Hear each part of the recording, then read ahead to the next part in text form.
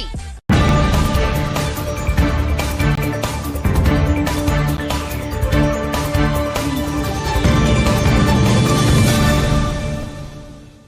నమస్కారం, STV news కు స్వాగతం. నా పేరు రజిత. ముందుగా ముఖ్యాంశాలు.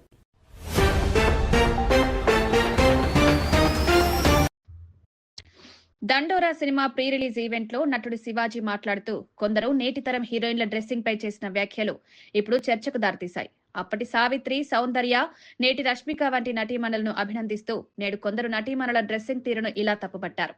దయచేసి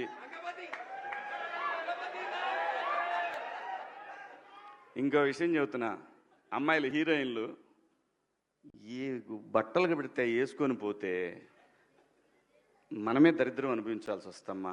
ఏమనుకోవద్దు, హీరోయిన్లు అందరూ మీరు అనుకున్నా నాకు పోయేది లేదు, లాగి పీకుతాం మనం, అది వేరే విషయం. కానీ మీ అందం చీరలోనో మీ అందం నిండుగా కప్పుకునే బట్టల్లోనే ఉంటుంది తప్పితే సామాను కనపడే దాంట్లో ఏముండదమ్మా.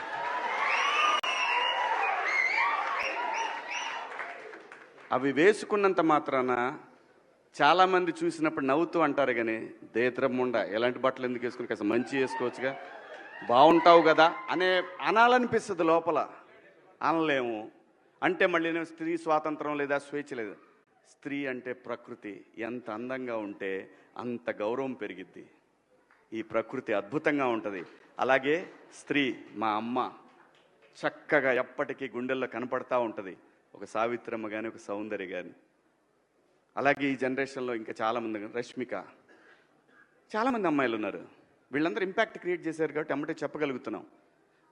గ్లామర్ అనేది ఒక దశ వరకే ఉండాలా, ఇంతవరకు ఉంటే పర్లా, అది ఇక్కడికి రాకూడదు. నేనేవాళ్ళే కానీ చెప్పడానికి మళ్ళీ అందరు రేపు పొద్దున పెద్ద పెద్ద వాళ్ళంతా బయలుదేరతారు, మాకు స్వేచ్ఛ లేదు. స్వేచ్ఛ అనేది అదృష్టం. ఆ స్వేచ్ఛని కోల్పోవద్దు.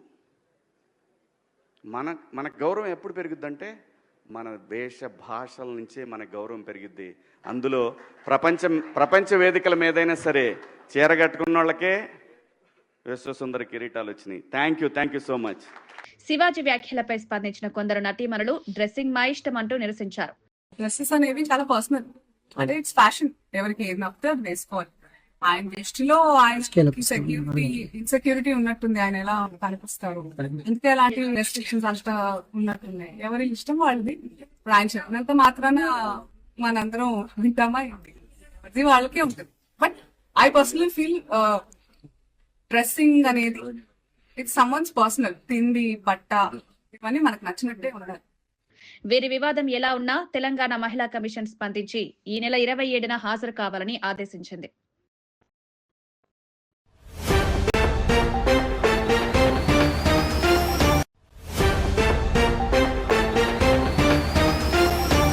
సమగ్ర సమాచార శ్రవంతికై చూస్తూనే ఉండండి ఎస్టీవీ న్యూస్. ఇవి ఇప్పటివరకున్న అప్డేట్స్. మరో బులెటిన్లో మళ్ళీ కలుసుకుందాం. నమస్కారం. మేము చేసే వీడియోస్ మీకు నచ్చినట్లయితే లైక్ చేయండి. అలాగే మరిన్ని ఇంట్రెస్టింగ్ అప్డేట్స్ కోసం మా ఎస్టీవీ తెలుగు ఛానల్ ని సబ్స్క్రైబ్ చేసుకోండి.